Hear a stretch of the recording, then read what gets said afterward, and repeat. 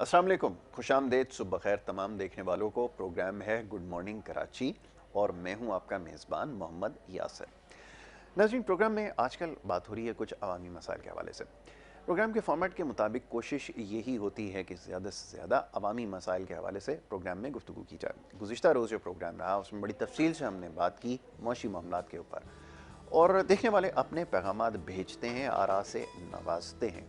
ये हमारी बड़ी खुशकिस्मती है कि आप लोग हमारे प्रोग्राम को देख भी रहे हैं, उसे सराह भी रहे हैं और अपने पैगामात भी भेज रहे हैं। ज़्यादातर अवामी मसाइल के हवाले से लोग बात करना चाहते हैं और सुनना चाहते हैं, और ये न सिर्फ कराची से बल्कि पूरे पाकिस्तान से पैगामात मौसूल हो रहे हैं। और मैं हमेशा एक बात दोहराता हूँ कि मसाइल जो हैं वो कम बेश एक जैसे ही हैं। पहले तो होता ही था माजी में कि कराची के मसाइल के हवाले से बात करते थे क्योंकि मसाइल बहुत सारे थे, लेकिन अब पूरे पाकिस्तान के मसाइल एक जैसे ही हैं। बल्दियाती मसाइल ख़ास तौर पर लाहौर में और दीगर उसके जो मुल्क इलाके हैं, ये और दीगर पाकिस्तान के जो इलाके हैं, खैबर पख्तूनख्वा के या बलाई इलाके, वहाँ पे भी इसी तरह के मसाइल अब सामने आ रहे हैं। तो बहरहाल इन मसाइल के हवाले से गुफ्तगू की जानी चाहिए, ये ज़रूरी है, वक्त की ज़रूरत है। इसी मुनासबत से आज भी प्रोग्राम में गुफ्तगू करेंगे, ख़ास तौर पर PS88 का आज जो इंतखाब होने जा रहा है इसके हवाले से ख़ास तौर पर प्रोग्राम में गुफ्तगू रहेगी और सियासी मामला जो है वो ज़ेर बहस आएंगे। तो यहाँ पर मौजूद सबसे पहले जो मौजूद मेहमान हैं उनको प्रोग्राम में खुशामदीद कहेंगे। और साबका एतबार में अगर बात करें, सीट पीपल्स पार्टी हमेशा जो है विन करती रही है। इस दफ़ा ऐसा हुआ है कि मुर्तज़ा बलोच कोरोना के अंदर वो दुनिया में नहीं रहे, चले गए। तो पार्टी की क़यादत ने डिसाइड किया कि उस सीट को जो है उनके बेटे को दिया जाए। यूसुफ बलोच जो है उस सीट पे जो है वो इलेक्शन कंटेस्ट कर रहा है। और हल्का बाब में जो है वो मुर्तज़ा बलोच ने अल्हम्दुलिल्लाह पहले माजी में बहुत काम करवाया है। PS काफ़ी बड़ा है क्योंकि आज से 2 दिन पहले एक रैली भी हमने निकाली थी, और इंतज़ामी तौर पे वो एक रैली ऐसी रैली थी कि झलके में जितने भी वहाँ यूसियाँ थी, वार्ड थे, जिस तरीके से वहाँ खैर मकदम किया गया, जिस तरीके से वेलकम किया गया, तो उम्मीद यही है कि अल्लाह पाक से कि वो सीट दोबारा पाकिस्तान पीपल्स पार्टी विन करेगी। हमारे अपोजिट जो पार्टियाँ इस वक्त जिनके साथ हमारा अगर बात करें कांटे का मुकाबला है, या तो वो फिर तहरीक इंसाफ है या MQM है। दो पार्टियाँ ऐसी हैं जो कोशिश कर रहे थे कि आपस में इत्तेहाद करें, और इत्तेहाद करके जैसे GDA बनाई थी, लेकिन वहाँ इनका आपस में जो है वो कोलिशन नहीं बन सका। अब इस वक्त तकरीबन 20 कैंडिडेट जो है वो इलेक्शन में जो है पार्टिसिपेट कर रहे हैं, जिसमें आज़ाद उम्मीदवार भी हैं और जिसके अंदर कुछ पार्टीज़ के जो है वो रहनुमा भी हैं जो उसमें पार्टिसिपेट कर रहे हैं। देखना ये है कि हल्के के अंदर बात ये है कि वोट हमेशा उन्हीं लोगों को दिया जाता है जो खिदमत करते हैं। ठीक है। और ख़िदमत का अज़म पाकिस्तान पीपल्स पार्टी हमेशा जो है वो दोहराती रही है और हमेशा खिदमत पे ही जो है वो अमल रखती है, और इसी का नाम पाकिस्तान पीपल्स पार्टी है। क्योंकि बात ये कि ये ज़िला मलीर जो है, ज़िला मलीर के अंदर सबसे ज़्यादा इस वक्त जो है वो पाकिस्तान पीपल्स पार्टी के MNA भी हैं और पाकिस्तान पीपल्स पार्टी के जो है वो MPA भी हैं। और यहीं से हमारा जो है वो चेयरमैन, जो डिस्ट्रिक्ट का चेयरमैन था, वो भी हमारा जो है वो पाकिस्तान पीपल्स पार्टी का था। बाकी अब अवाम ने फैसला करना है कि वो वोट जो है वो अपने ज़मीर का जो है वो फैसला कहाँ उन्होंने देना है। क्योंकि 2.5 साल के अंदर जो पाकिस्तान तहरीक इंसाफ को जो वक्त हुआ है, इस 2.5 सालों के अंदर जो मकसद था तहरीक इंसाफ का, जो नारा था कि हम इंसाफ लाएंगे, हम बेरोज़गारी ख़त्म करेंगे, हम जो है करप्शन ख़त्म करेंगे, हम लोग जो है वो पाकिस्तान को एक ऐसा मुल्क बना देंगे पूरी दुनिया के सामने, लेकिन बजाय उस सिमत में जाने के वो उल्टा हो गया। जैसे बेरोज़गारी ख़त्म करेंगे, बेरोज़गारी अगर बात करें तो इस वक्त 1 करोड़ समथिंग 29 लाख लोग बेरोज़गार इस मुल्क में हैं। इन्होंने कहा था करप्शन हम ख़त्म करेंगे। आज करप्शन मैं नहीं कहता, एक रिपोर्ट आई उसमें 4% जो है वो करप्शन के अंदर हम आगे चले गए बजाय हम कम नीचे जाने के। हम कर्जे ख़त्म करेंगे बजाय कर्जे ख़त्म करने के उल्टा कर्जे और इस मुल्क के ऊपर चढ़ा दिए।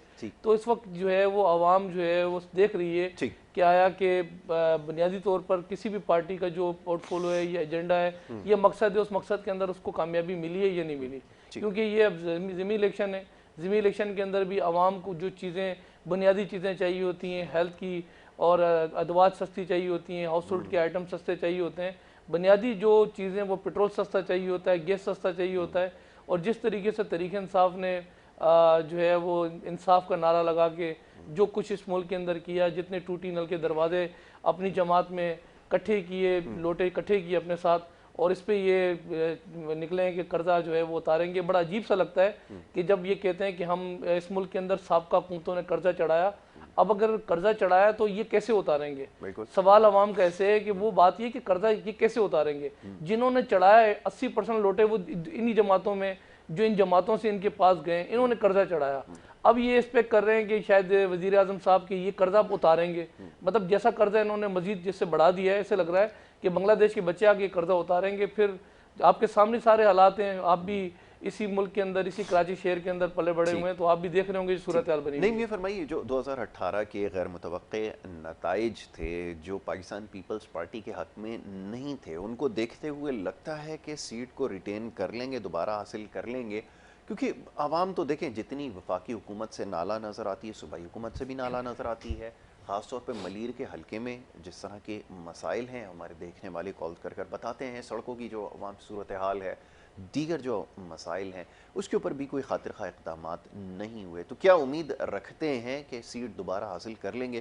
क्योंकि इन तमाम चीज़ों को भी तो नज़रअंदाज नहीं किया जा सकता, बिलखुसूस 2018 में जो गैर मुतवक्के नताइज, जिसका मैंने कहा कि लियारी की सीट चले जाना और इस तरह और दीगर मामला, इसके बारे में क्या कहेंगे?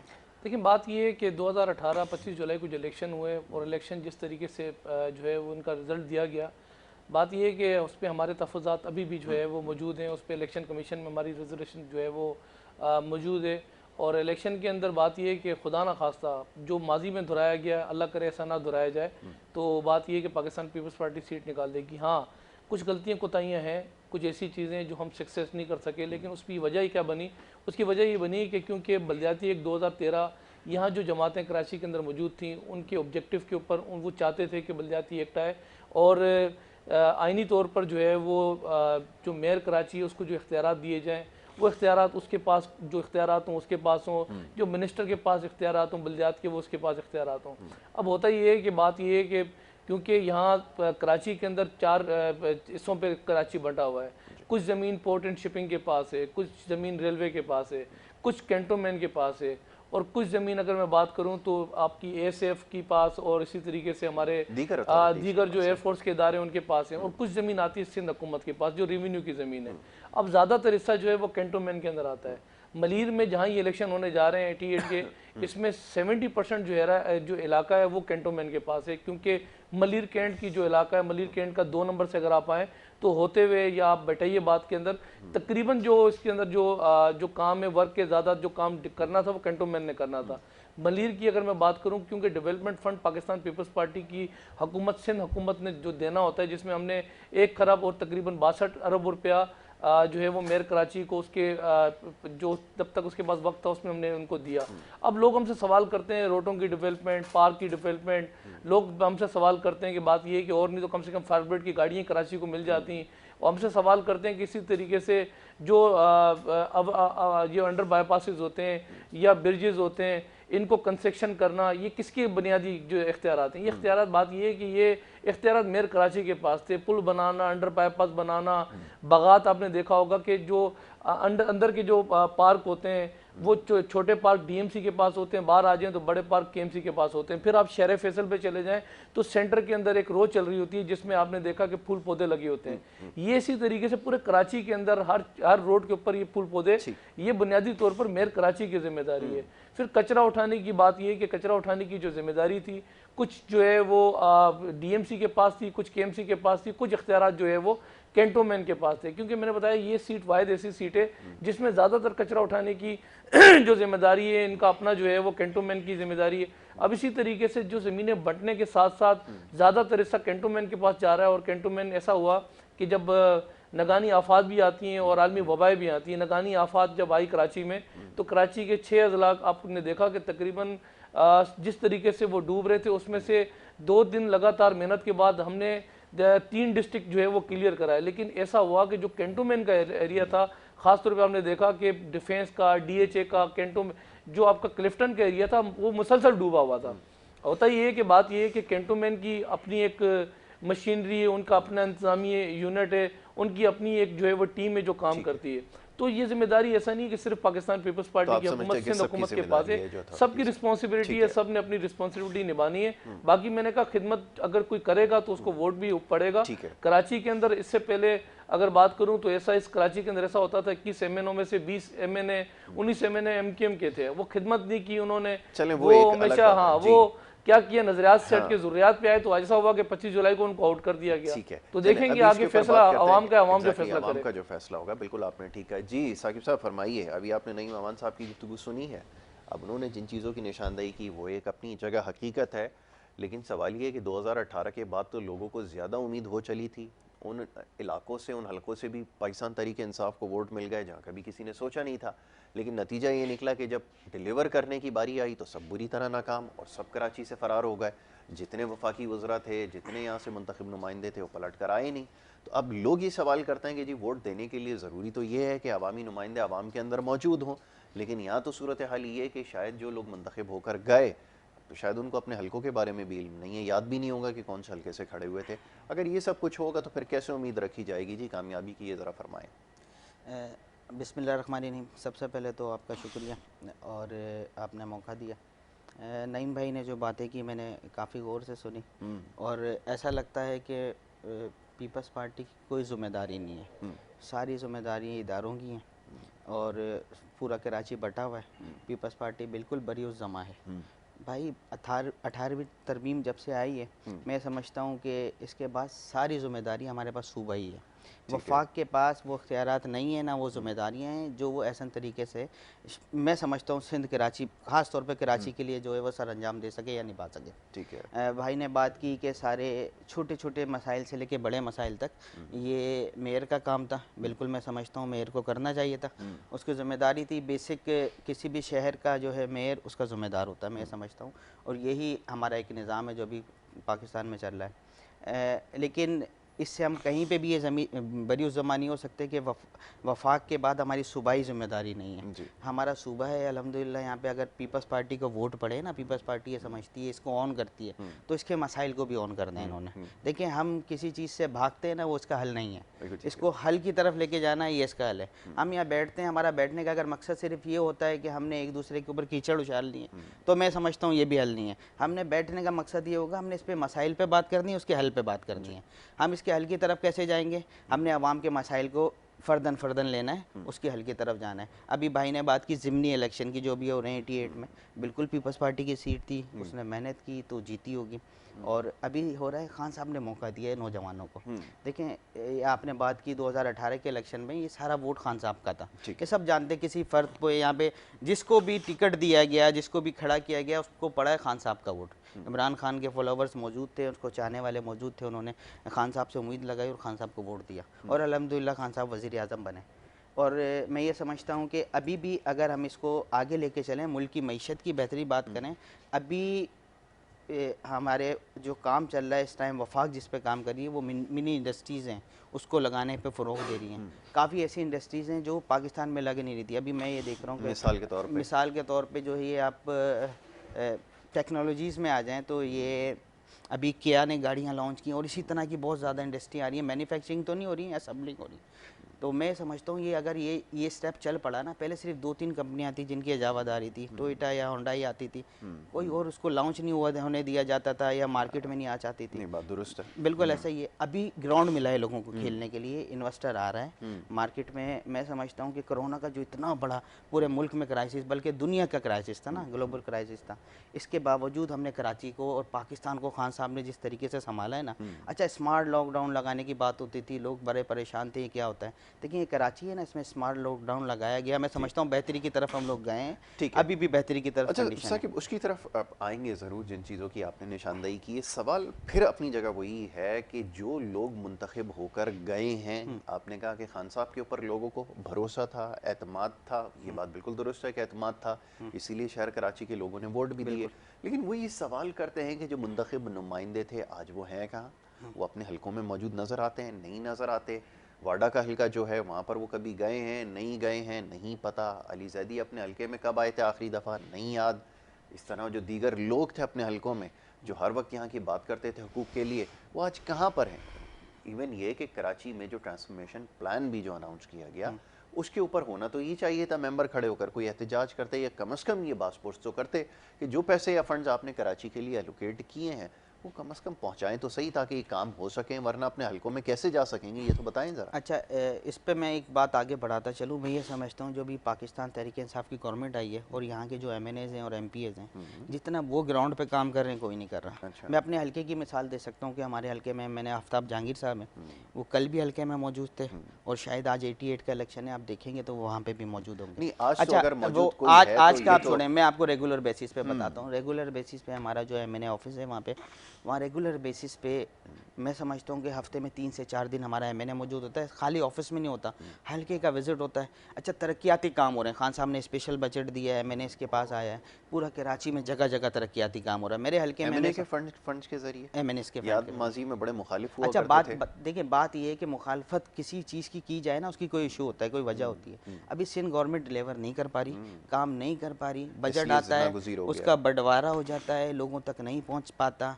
हमारे एमएनएस को जो बजट मिला है, मैं समझता हूँ उसका ऑडिट किया जाए 100%, उस पर आप इंक्वायरी बिठाई जाए। 99% जो है ऑडिट के काम लिए हो रहा है। तैयार हैं बिल्कुल आप बिल्कुल लोग? तैयार है। मैं ये कहता हूँ, या हमें अपने पास बड़ी मुतमईन है ना, जिम्मेदारी से बात ये करनी वजह ये पड़ेगी। वजह यह है कि काम हो रहा है, हल्के में नज़र आ रहा है। मैं समझता हूँ, मैं सरजानी टाउन की आपसे बात करूँ, जहाँ पे गुज़िश्ता 30-35 सालों से सीवरेज का निज़ाम तबाह था। एमकेएम की हुकूमत थी, पीपल्स पार्टी की थी, बंदर बाट लगा हुआ था, एक दूसरे के ऊपर आवाज़ नहीं उठाते थे।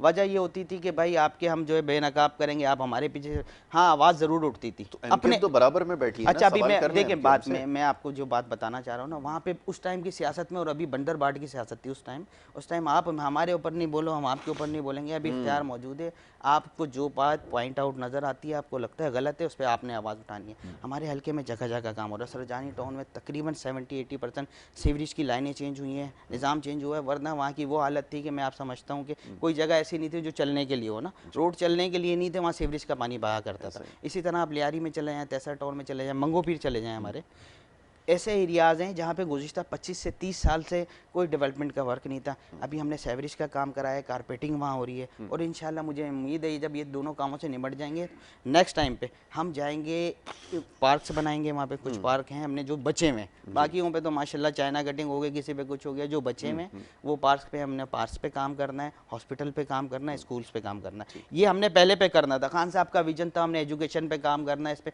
लेकिन हमें मौका नहीं मिला ना। हम सेवरेज की लाइनों से बाहर निकलेंगे तो हम रोड टूटी फूटी सड़कें हम बनाएंगे तो फिर हम कुछ कर पाएंगे। ये मसाइल हैं सारे जी। जिस पे काम नईम हो रहा साहब, है। ये मसाइल की निशानदेही साकिब ने की है, बखूबी उन तमाम चीज़ों की निशानदेही भी कर दी और ये भी बता दी कि जो मजबूरी है वो क्या है। और माजी में अगर मौक़िफ़ अलग था तो उसकी एक बड़ी सॉलिड वजह थी, रीज़न था, वो ये कि जनाब उस वक्त भी वही समझते हैं कि ये बंदर बांट का सिलसिला रहा शहर कराची के अंदर और गठजोड़ था दो हुकूमतों का, एमक्यूएम का और पाकिस्तान पीपल्स पार्टी का, जिस वजह से वो डिलीवर नहीं कर सके। वो ये समझते हैं कि उनको मौका मिलेगा तो ज़रूर डिलीवर करेंगे और ये भी इन्होंने कह दिया है कि जनाब अपना ऑडिट करवाने के लिए भी तैयार हैं। तो ये तो बड़ी गैर मामूली बात है कि अगर कोई पार्टी ये क्लेम करे कि जी मैंने इसका जो पैसे दिए गए उसका भी ऑडिट करवाने के लिए तैयार है। फरमाइए कैसे? देखिए, पहले तो ये 18वीं तरमीम से स्टार्ट हुए, 18वीं तरमीम से आके जहाँ इन्होंने क्लोज़ किया सरजानी टाउन, फिर इन्होंने कैसा टाउन और फलां टाउन तो फलां टाउन। बात ही कि 18वीं तरमीम, बात ये है कि सिर्फ सुबह सिंध में नहीं थी, 18वीं तरमीम तमाम सूबों के अंदर थी। खैबर पख्तूनख्वा, बात ये है कि बलूचिस्तान, पंजाब, सिंध। 18वीं तरमीम देने की बुनियादी मकसद क्या था, वजह क्या थी? वजह ये थी कि इस्लामाबाद में बैठा हुआ वज़ीर आज़म होता है ना, बेसिकली बेरोज़गार होता है, लेकिन क्या करता है, जो सूबों का जो जो जो सोर्सेज होते हैं, वसाइल होते हैं, वो छीन लेता था। जैसे कराची हमारा सिंध का कैपिटल है, कराची अगर 72% रेवेन्यू निकाले तो छीन के ले जाते थे। 18वीं तरमीम में ये डिसाइड हुआ कि बात ये कि जो सूबा जितने वसाइल निकालेगा उसका 42% जो उसका रेवेन्यू है उस सूबे पे NFC अवार्ड की रकम उनको मिलेगी उस सूबे को। तो जो अगर पंजाब अगर रेवेन्यू निकालेगा तो उसको उसके बुनियादी तौर पर जो वसाइल निकालेगा उस पर उसको मिलेगा। यह सूरत हाल ये कि बात ये है कि 18वीं तरमीम का रोना सुबह सिंध में क्यों है इनका, सुबह पंजाब में 18वीं तरमीम का रोना नहीं है। उसकी वजह ये कि 2018 के इलेक्शन के अंदर 3 सूबों के अंदर, क्योंकि बलूचिस्तान के अंदर तो कोलिशन में, लेकिन 2 सूबों में तो बात ये है कि जैसी हुकूमत बना गए सुबह सिंध में तो इनको आने नहीं दिया। अब यहाँ क्या होता है, कभी ऐसा होता है कि कभी जजीरों पर आके हमला करते हैं, इसमें 18वीं तरमीम को नज़र नहीं आती है। फिर हम टफ टाइम कैसे देते हैं, हम उनको आईनी तौर पर ले जाते हैं कि बात ये जजीरों की ज़मीन खुदाया वो हमारी है, माहीगीरों की है।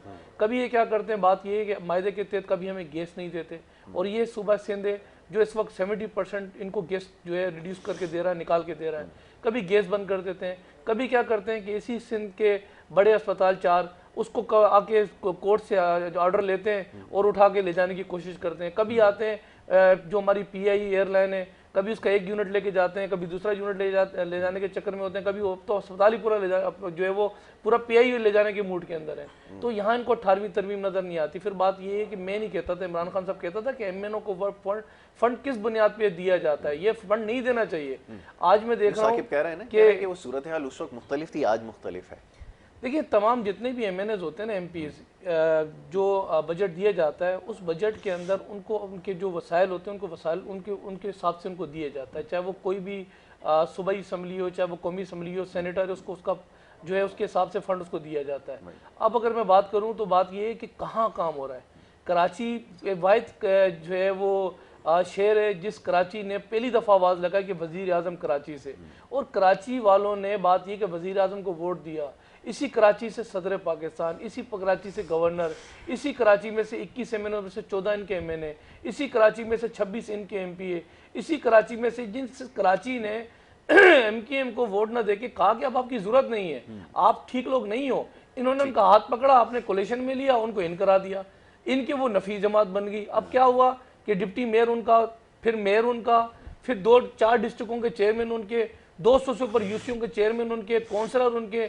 उसके बावजूद कराची में 6 डिस्ट्रिक्ट थे, 6 डिस्ट्रिक्ट 2.5 साल तक, क्योंकि अभी मेयर कराची तो गए हुए 4 माह हुए, 4 माह 5 माह हुए, इस 2 साल और 1 माह के टर्नओवर के अंदर तरीके इंसाफ और एमक्यूएम यहाँ 6 डिस्ट्रिक्टों के अंदर जो कराची का हशर नशर किया। अब बुनियादी मैं आपको थोड़ी सी वजह बताऊं। अच्छा नहीं, सॉरी, मैं आपको इंटरप्ट करूंगा, आपसे बात जारी रहेगी। देखने वालों को भी ना मौका दिया जाए, वो भी बड़े पैगाम भेजते हैं, वो शिकायत करते हैं कि उनको मौका नहीं दिया जाता, तो थोड़ा उनकी भी बात जो है वो सुन ली जाए ताकि अवामी आरा को भी शामिल किया जाए। जी अस्सलाम वालेकुम याहिया। वालेकुम सलाम यासिर भाई, कैसे हैं? अल्लाह का शुक्र है याहिया, बताइए याहिया क्या कहना चाहेंगे? जी अल्लाह का शुक्र है, और K21 तो अल्लाह का शुक्र है हमेशा मौका देता है हमें बात करने का। बिल्कुल बिल्कुल।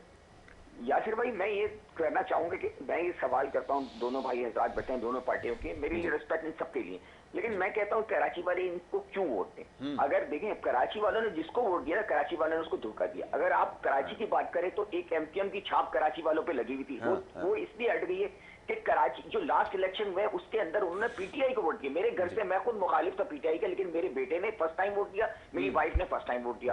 अच्छा, क्यों दिया? उन वादों पे किया, उन लोगों के लिए दिया कि आपके साथ इतना बुरा हुआ है, हम ये करेंगे, हम वो करेंगे, हम वो करेंगे। अब देखें होता क्या है, कितनी बड़ी कामयाबी, कितनी बड़ी कामयाबी, कितने एमएनए, कितने एमपीए, सदर यहाँ से सेलेक्ट हो गया, गवर्नर यहाँ से सेलेक्ट हो गया, और उर्दू स्पीकिंग, और यहाँ से आपके सेलेक्ट हो गए आपके वजीर आला भी, तो सॉरी आपके जो चीफ में जो सदर और चीफ जो आपके गवर्नर। अब मसला ये हुआ कि जो इन्होंने वादे किए थे, एक वादा पूरा नहीं किया। मैं सेंट्रल के इलाके में रहता हूँ, यहाँ के नजीब हारून है एमपी एमएनए, यहाँ एक काम नहीं हो रहा, जो काम हो रहा है पर्सनल बुनियादों पे हो रहा है, कोई बेचारे इधर उधर मेहरबानी करके करते थे उसी वाले, लेकिन यकीन करें कोई काम नहीं हो रहा। नॉर्थ कमर की तबाही, पूरी कराची की तबाही।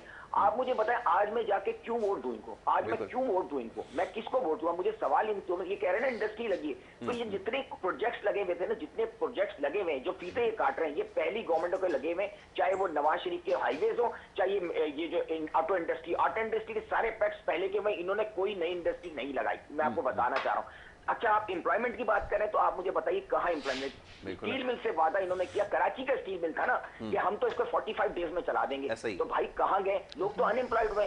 अब इतने लोग खुआर हो रहे हैं, इतने तंग हो रहे हैं। मेरा तो सवाल यासिर भाई आपसे इन दोनों से ये है कि यार खुदा के लिए कोई रीजन बता देंगे हमको क्यों वोट दें? डायरेक्शन ले लेते हैं, ये सही कहा आपने। ठीक है, thank you so very much, बहुत शुक्रिया आपने कॉल किया। अच्छा नहीं, जवाब मैं आपसे लूंगा, ब्रेक के लिए कहा जा रहा है, ब्रेक ले लेते हैं, और ब्रेक के जब वापस आएंगे तो इसका जवाब ज़रूर लेंगे। दोनों हमारे जो मेहमान हैं उनसे ज़रूर इस बारे में बात करेंगे। ब्रेक की तरफ जा रहे हैं, आप देखते रहें गुड मॉर्निंग कराची।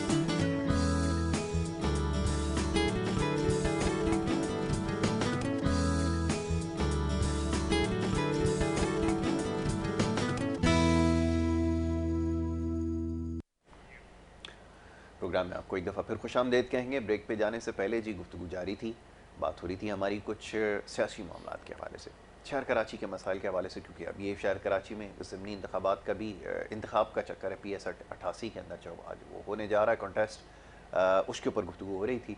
किसने क्या किया, किस हद तक डिलीवर करने में कामयाब हुए ना हुए, अवाम तो सब जानते ही हैं, बिलखुसूस रहने वाले शहर कराची के जो बासी हैं इन तमाम चीज़ों से बखूबी वाकिफ़ हैं।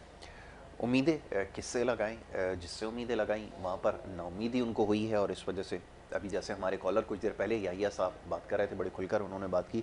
नहीं मामान साहब, गुफ्तगू आपने सुनी, वो कमो बेशी यही हर शहर कराची में रहने वाले की आवाज़ है कि वो जिससे उम्मीद लगाई उसने बुरी तरह मायूस किया, चाहे कोई भी हुकूमत हो।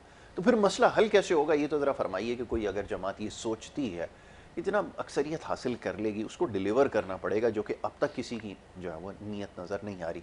वफाक से सवाल करते हैं यहाँ के मुंतखब नुमाइंदों से, वो ये बताते हैं कि जो 18वीं आईनी तरमीम है एक बड़ी रुकावट है जिसकी वजह से वो काम नहीं कर पा रहा है। दूसरी तरफ जब सिंध हुकूमत से बात की जाती है, जो कि एक बड़े तवील अरसे से यहाँ पर जो है वो हुक्मरानी कर रही है, वो ये कहते हैं कि जनाब इस वक्त वफाक आड़े आ रही है। चले अगर इस वक्त वफाक आड़े आ रही है तो माजी में क्या मसाइल थे, ये ज़रा फरमाइएगा जी।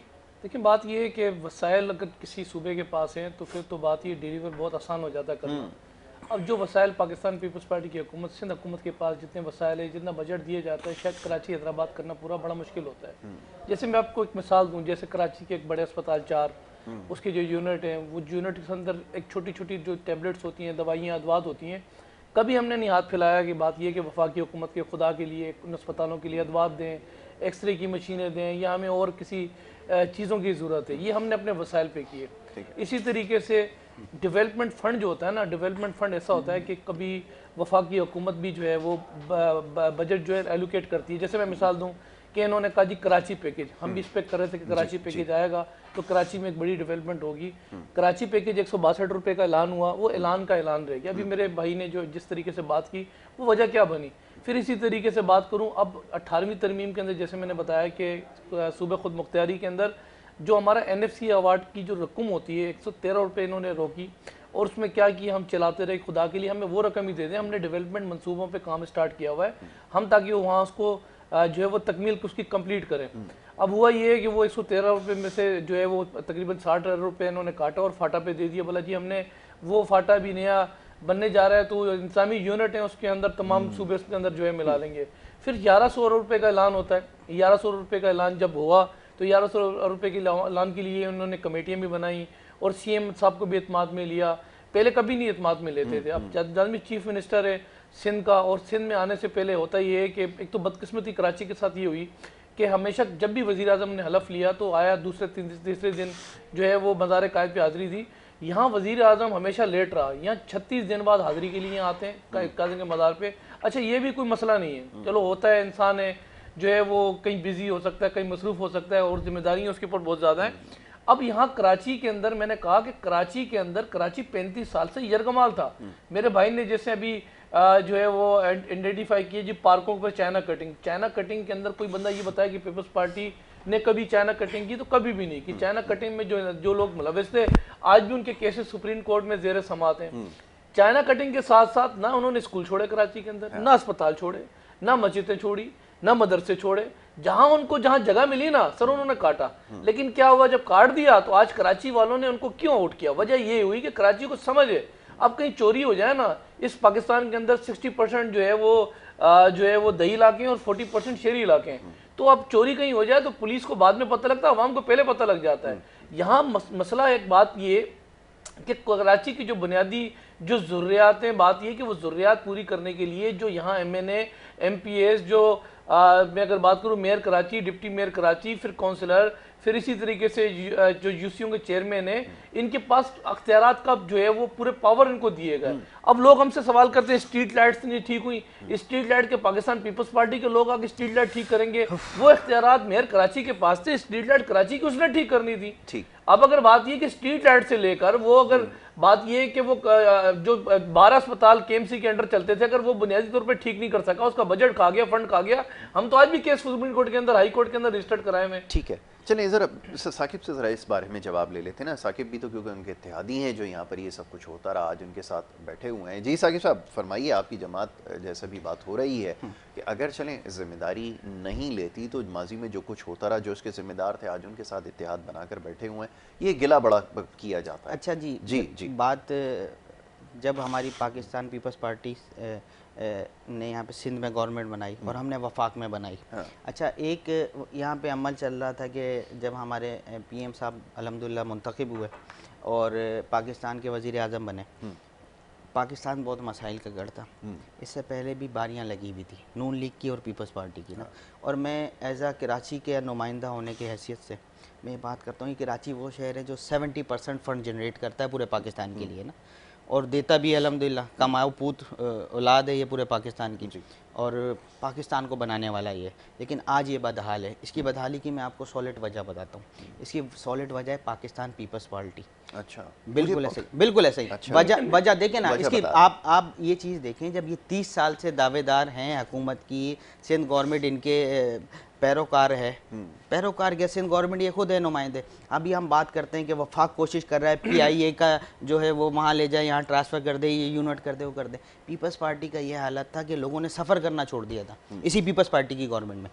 वजह ये थी वहाँ पे कहीं काकरोच निकलने, कहीं ऐसा लगता था कि ये आज कल जहाज गिर जाएगा, कहीं पे जो है वहाँ पे चूहे निकले होते थे। अच्छा, ये देखें बात ये है कि मेरी बात एलाबोरेट करें पहले। देखिए वजह ये थी, देखें इदारे तबाह थे, किए थे इन्होंने, दूसरी अपनी एयरलाइंस लेके आए थे, उसकी तरफ नहीं जाते। अगर जैसे इन्होंने निशानदेही की कराची मुख्तलिफ हिस्सों में बटा हुआ है, मैं बहुत आसान करके आपसे ये पूछूंगा कि चलें जो सिंध हुकूमत ने तबाही फेरी वो अपनी जगह है, जो वफाक के मातहत इदारे हैं वहाँ कौन सी आइडियल सिचुएशन है ये बताइए। अच्छा, बात उसको तो ठीक कर सकते हैं। कराची के जैसे लोगों के भी मेरे दोस्त ने YIA ने बात की। देखिए लोग परेशान हैं, मैं समझता हूँ इसको। महंगाई है, नज़र आ रही है, लोग महंगाई के हवाले से बहुत ज़्यादा परेशान है। हमारे मुल्क में क्राइसिस बहुत ज़्यादा है, हमारा मुल्क कर्ज़ों तले दबा हुआ था। हाँ। ऐसा नहीं है, खान साहब ने आने के बाद 2 बड़ी बड़ी इंस्टॉलमेंट्स जो हैं IMF के कर्ज़ों की भेजी हैं वापस। हाँ। और वो पता भी चला है, कर्ज़े उतरे।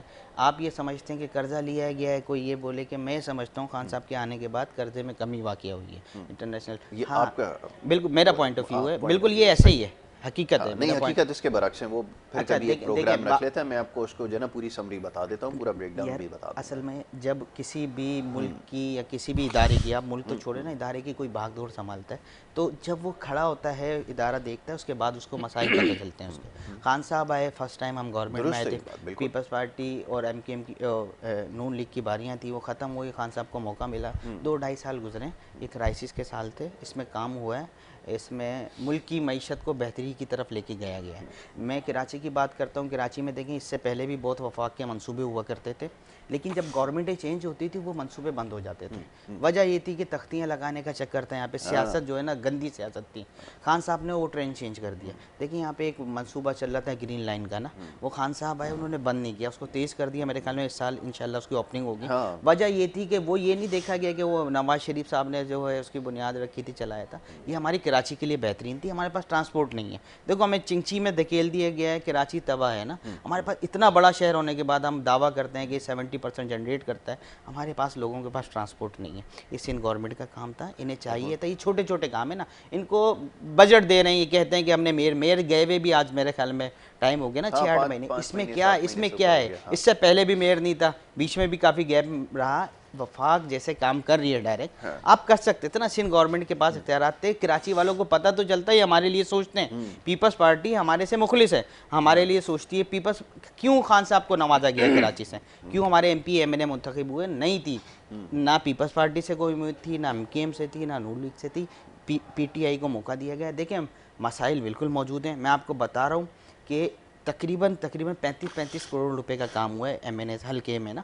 और ये मुझे पता है आने वाले 5 साल में जो है ना, हम जिस तरीके से काम कर रहे हैं ना, कराची का इंफ्रास्ट्रक्चर मजबूत हो जाएगा, बुनियादी मसाइल से हम निकलेंगे। इन मसाइल वक्ती तौर पर नहीं, देखें ये बुनियादी मसाइल में इस वजह से कहूँ, हमारे पास जो है ना, हम वो सोच ही नहीं पाते कि हम अच्छी तालीम हासिल करें, हम ये नहीं सोच पाते हम अच्छा इलाज कराएं ना। सिंध गवर्नमेंट जब तक मौजूद है, जब तक तो हम सोच नहीं सकते। उन्होंने तबाह कर दिए सारे इदारे, तालीम नहीं है सिंध में। आपके जितने भी इंटीरियर में चले जाए ना, आप जितने भी स्कूल्स हैं उसकी बेहाली है। आप मेरा छोड़ें, नईम साहब की बात छोड़ें, आप अपना कैमरा उठाएं और सारे स्कूल्स का विजिट करें। कल से आप देखें सारे, जब सिंध गवर्नमेंट के आप स्कूल विजिट करेंगे आपको पता चल जाएगा यहाँ तालीम का क्या मेयार है, या एजुकेशन किस लेवल पे। कचरा उठाने के लिए हमें सॉलिड वेस्ट मैनेजमेंट से मदद लेनी पड़ी और अल्हम्दुलिल्लाह वो काम कर रही है। देखें सिंध गवर्नमेंट कहते हैं कि हमारा मवाज़ना ना खैबर पख्तूनख्वा के साथ भी तो कर लेना, वहाँ पे तो खान साहब की हुकूमत, वहाँ पे तो बहुत बेहतरी आ गई, तालीम के शोबे में कौन तालीम भी बहुत बेहतर है वहाँ पे, वहाँ की तालीमी लिटरेसी रेट यहाँ से बेहतर होता जा रहा है। स्टूडेंट और एनरोलमेंट्स के अगर नंबर आपको बता दूं आप हैरान रह जाएंगे। वहाँ पे स्कूलों की जो सूरत हाल है वो कमोबेश एक जैसी ही है। तो सवाल ये पैदा होता है कि अब देख मैं इनको जब ग्रिल करता हूँ ना, ये उनसे सवाल करता हूँ, मुश्किल सवाल जब करता हूँ, तो ये एक बात पूछते हैं कि चलें अगर आप हमारा मवाजना इनके साथ कर रहे हैं तो ये बताइए कि इनकी हुकूमत भी तो वहाँ पे इससे पहले दौर में भी तो खैबर पख्तूनख्वा में पीटीआई की हुकूमत रही, कौन सा ऐसा इनकलाबी काम हुआ? बीआरटी का एक मंसूबा ले देकर उन्होंने स्टार्ट किया, उसकी कॉस्ट इतनी बढ़ा दी उन्होंने कि एक आम आदमी की जेब से पैसा गया है ना, उसका रिस्पॉन्सिबल कौन है? उसके केपीके में इस टाइम हमारे पास जो है हॉस्पिटलाइजेशन का निज़ाम, सेहत का निज़ाम बहुत बेहतर हो गया है। वहाँ पे सेहत कार्ड इंट्रोड्यूस कराया गया है पर हेड पे जो ऐसा एक नाम बताएं एनआईसीबीडी जैसा कि जी ये इन्होंने सिंध में बनाया, हमने खैबर पख्तूनख्वा में बताया। केपीके में अभी मैं आपको बता रहा हूँ केपीके की क्या पोजीशन थी ना। केपीके में इस टाइम हम अगर करते हैं, शौकत खानम की खैर खान साहब ने बुनियाद रखी है, वो प्राइवेट। देखें जो अपनी इस्तात से कर सकता है ना बंदा, लोगों को सहूलियात मिलनी चाहिए, मैं समझता हूँ। अच्छा काम है उसको, तो ये भी सारा अच्छा यहाँ कराची में भी बनने जा रहा है, जबकि कराची में इतने बड़े बड़े हॉस्पिटल मौजूद है ना, प्राइवेट भी है गवर्नमेंट भी है, बनने इस वजह से जा रहा है, उसकी नीड है। देखें ऐसे हॉस्पिटल या ऐसे इदारे ज़रूरी हैं हमारे कौम के लिए, हमारे लोगों के लिए बुनियादी ज़रूरियात है जो गवर्नमेंट नहीं दे पाती, अगर प्राइवेट दिए जा सकते हैं तो देने चाहिए। अच्छा दूसरी बात यह रह गई कि हम आ जाते हैं यहाँ पे हेल्थ पे और एजुकेशन। केपीके की आप बात करते हैं, मैं कहता हूँ वहाँ पे जो है ना आपका फोर्सेस का निज़ाम बहुत बेहतर हुआ है। वहाँ पे फोर्सेस आपकी जो पुलिस है लोकल बहुत बेहतरी है। ये हमारे सिंध में आप देखें ना, ये तो सिंध गवर्नमेंट है ना जो पुलिस को देखती है, यहाँ का निज़ाम वही चल रहा है अभी भी 10 और 20 रुपये वाला। आप जाएँ किसी को भी, कोई भी आपको रोके 10 रुपये दे, 20 रुपये दे, 50, शायद अब इजाफा हो गया है। हाँ इजाफा हो गया, अभी वही मैं कह रहा हूँ, इसमें इजाफा हो गया महंगाई के साथ साथ, इसमें भी इसमें इजाफा हो गया है। लोग अभी 10 और 20 की जगह 100 और 200 रुपये लेते हैं। देखें इसकी वजह कोई बड़े अस्पताल बताएं, मतलब बात ये है क्योंकि बड़ा ऐसा मैं सोच रहा हूँ शायद उसकी तरफ देखिए बात पता है क्या बात ये है कि एक तो मसला ये है कि पाकिस्तान का सबसे बड़ा जो सूबा है ना, सुबह का जब वजीर आला खड़े होकर ये कहे कि मैं सीखने के लिए आया हूँ और 2.5 साल बाद इतराफ़ जब वजीर आज़म करे कि हमारी तैयारी नहीं थी, और ये भाई जो बता रहे हैं मतलब जिस तरीके से ये अच्छा बॉस मैं मुझे सिंध, आप ये बात सही कह रहे हैं ना, ये सिंध में कौन सा हॉस्पिटल इन्होंने बनाया? मेरी बात कंप्लीट नहीं हुई थी ना भाई, इंटरप्ट कर दिया। आप एक काम करते हैं, एक काम करते हैं यहाँ पे ये बिल्कुल ये हॉस्पिटल अब आज मैं अभी बताता हूँ केपीके हमारा सिविल हॉस्पिटल में तो प्रोग्रेस बहुत अच्छी रही। नहीं बहुत अच्छी है, मैं बता रहा हूँ ना कौन सा हॉस्पिटल की नई बुनियाद रखी है। हाँ, गवर्नमेंट के अंदर जाकर इन्होंने देखे जो हॉस्पिटल बनाए हैं, वो बने हुए उनको बनाया गया इंटरनेशनल स्टैंडर्ड का हॉस्पिटल है। देखें जी यहाँ पे करप्शन के लिए काम किया जाता है। अगर यहाँ पे आपने एक बजट रख दिया ना ये हॉस्पिटल बनाना है, उसका 500 अरब का बजट है, उन्होंने ये सोचना है कि 250 अरब खाने किस तरह है, या 250 अरब में ज्यादा बोल रहा हूँ, 400 अरब किस तरह खाने, शायद 100 अरब लग जाए यहाँ पे, इस वजह से बजट होते हैं यहाँ पे, हॉस्पिटल इसी वजह से बनाए जाते हैं या जो भी है। देखें जी हमारा शहर कराची है ना, यहाँ पे ज़िले 6 भाई ने बताएं, मुझे बता देना इनकी क्या प्लानिंग है, किन ज़िलों में इन्होंने नए हॉस्पिटल बनाए, यहाँ पे कहाँ बनाया। हमारा ज़िला वेस्ट पे आ जाएं, ज़िला वेस्ट में कोई हॉस्पिटल नहीं है, एक वली का हॉस्पिटल बना हुआ है, ये बहुत पुराना है, ये पीपल्स पार्टी की गवर्नमेंट आने से पुराना है, उसको तो बनाया नहीं जाता, नया क्या बनाएंगे। हमारे जाएंगे आप बीच में एक लियारी में हॉस्पिटल बना था, बजट आया, बहुत बड़ा काम हुआ उसको, वो मेरे ख्याल में 10 से 12 साल हो गए, वहाँ हमला नहीं है, पूरा टूट गया, बजट लगा उसको में तो बना दिया उन्होंने, इन्फेक्शन सेंटर और डिजीज बहुत बड़ा हॉस्पिटल उन्होंने खड़ा कर दिया। मैं आपको अपने हल्के की बात करूँ, वैसे में और भी इसी जगह एक अभी हमारा जो है मंगू पीर में एक हॉस्पिटल था जो बनाया गया है काफी बड़े बजट से, और लेकिन वो 10 साल से ऐसे वीरान है, वो तो है उसमें हेरोइन थी, उसमें अभी वही वाली बात है ना कि उसको यूटिलाइज नहीं किया जाता। हमें ये जरूरत है कि वो फंड आएगा, फंड में बंदरबाट होगी, तामीरात होगी, उसके बाद उसको यूटिलाइज किस तरह करना है, आवाम को सहूलियत कैसे मिलेंगी, ये नहीं पता। ठीक है, ये नहीं है ना, आखिरी मिनट मेरे पास रह गया है, जरा इसके ऊपर रिस्पॉन्ड करना चाह रहा है नहीं मेहमान जी, फरमाइए। असल में मैंडेट कराची का इनके, फिर मैंडेट इनके पास, और ये नहीं आपके पास भी तो था ना, अब वो जो चीज ठीक है उसको तो मान रहा है। बात पता है क्या, क्योंकि अभी आपने बात की केपीके के अंदर इनकी हुकूमत थी, और 8 साल से हुकूमत है। केपीके के चीफ जस्टिस इनके अस्पताल में गया, कहा ये भैंसों का बाड़ा ही है, फिर बात ये है कि अस्पताल है, वही जिना अस्पताल में आया तो 1000 रुपये इनाम दे के गया। फिर केपीके के अंदर जिन जिन मंसूबों में उन्होंने करप्शन की, इत्तेसाब कमीशन मैंने नहीं, इनके वजीर आजम ने बनाया, एहतसाब कमीशन ने MPA MNA सेनेटर इनके चेयरमैनों को जो गले से पकड़ा, वो एहतसाब कमीशन खत्म कर दिया गया। फिर मालन जब्बा केस दुनिया जानती है, एक इंटरनेशनल स्टैंडर्ड की जो है वो करप्शन। फिर अगर मैं बात करूं इसी तरीके से BRD मंसूबा, जिसको बाद की सालगिरह 7 साल की मनाई और 8वें साल आखिरकार कामयाब हुए, वो भी दोबारा बंद हो गया। ये KPK के अंदर इनकी प्रोग्रेस है जो 4 से 5 साल इन्होंने, और वहां तो क्लीन इन्होंने किया। वहां तो ये था ही नहीं कि MKM तीसरी जमात, ये इनके सारे MP इनके MNA उनके सारे लोग इनके। अब आज सिंध के ऊपर खत्म हो गया है। अब क्योंकि बहस बड़ी तवील है, इसके ऊपर फिर बात कर लेंगे। चला, आज 88 का मार्का है, आखिरी जुमला, क्या उम्मीद है? बस जीत का निशान, तीर का निशान, शाम को इंशाल्लाह मुबारकबाद देंगे सब। जबरदस्त। नहीं, जी, इंशाल्लाह जीत जो है अपसेट कर रहे हैं। तहरीक इंसाफ की होगी। नए कमर्स को मौका दिया गया है, ठीक है, और मुझे उम्मीद है कि अवाम जो है वोट देगी। ठीक है, चलें। बहुत शुक्रिया साकिब आपका, आपने प्रोग्राम में वक्त दिया। नहीं मेहमान, आपका बहुत शुक्रिया, आपने प्रोग्राम में आज यहाँ पे शिरकत की और बात की सियासी मसाइल के हवाले से। देखने वाले जो कॉलर हमारे, ख़ास तौर पे जो कॉलर अशर आलम साहब थे, वो लाइन पे थे, लेकिन क्योंकि ये गुफ्तगू ऐसी थी कि इसमें ज़्यादा जो मौका नहीं मिल सका, तो इसके लिए माजरत कबूल कीजिए। इंशाल्लाह नेक्स्ट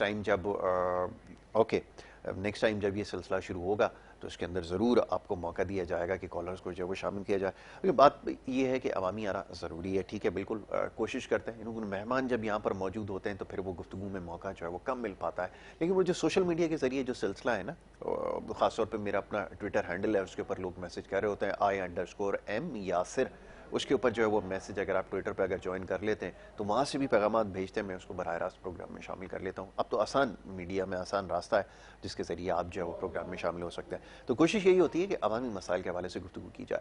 अब वो जो आप सवालात पूछना चाहते हैं या जो आप अपने दिल की बात कहना चाहते हैं, आपके जज्बात की कदर करते हैं और हमें पता है कि आप क्या जज्बात रखते हैं या आपके जहनों में क्या सवालात हैं, वही सवाल हम इनके सामने भी रखते हैं। ज़ाहिर है अपनी पार्टीज़ की नुमाइंदगी करते हैं, तर्जुमानी करते हैं, कोशिश करते हैं अपनी पार्टीज़ के जो पॉइंट है, एजेंडा है, उसका दिफा करने की, उस मुनासबत से बात करते हैं। जनाब, ये सियासी मामलात हैं, इसके ऊपर गुफ्तगू करना ज़रूरी है। और मैं बार बार दोहराता हूँ कि देखने वाले जो पाकिस्तान में रहने वाले लोग हैं, चाहे किसी भी इलाके से ताल्लुक़ रखते हो, लाहौर में रहने वाले हों, कराची में रहने वाले हों, लाड़काना के रहने वाले हों या कहीं के रहने वाले हों, वो जानते हैं कि किसकी कितनी जिम्मेदारी है, कौन किस हद तक डिलीवर करने में कामयाब हुआ या ना हुआ, उसके पीछे क्या वजूहात हैं, ये भी जानते हैं। तो जनाब, ये आप देख रहे हैं, तमाम चीज़ें जो है आपके सामने रखी हुई हैं, इसका फैसला आपने करना है। और ख़ास तौर पर एक बात बार बार दोहराई जाती है, जब भी वोट दें, अब ये आपकी बड़ी भारी आपके ऊपर जिम्मेदारी आयद होती है। सबसे पहले तो ये कि वोट डालना ज़रूरी है। 88 में आज PS में इंतखाब हो रहा है। जो रजिस्टर्ड वोटर हैं, घरों से निकलें भी, वोट भी डालें, अपनी अखलाकी ज़िम्मेदारी, कौमी ज़िम्मेदारी को पूरा करें, और उसके बाद फिर इनसे सवाल किया जा सकता है कि इन्होंने डिलीवर किया, नहीं किया। और तमाम चीज़ों से बालातर हो के मुल्क के मफाद में, अपने हल्के के लिए, अपने इलाके के लिए, बेहतरी के लिए, जिसको भी आप समझते हैं कि ये डिलीवर करेगा, उसको आपने वोट देना है। ये आपकी जिम्मेदारी है। जनाब, यहाँ पर पहले सेगमेंट का वक्त क्योंकि ख़त्म हो गया है, दूसरे सेगमेंट की तरफ जाना है और उससे पहले ब्रेक के लिए कहा जा रहा है। एक ब्रेक लेंगे, ब्रेक के बाद जब वापस आएंगे तो ये सिलसिला जारी रखेंगे। आप देखते रहें प्रोग्राम गुड मॉर्निंग कराची।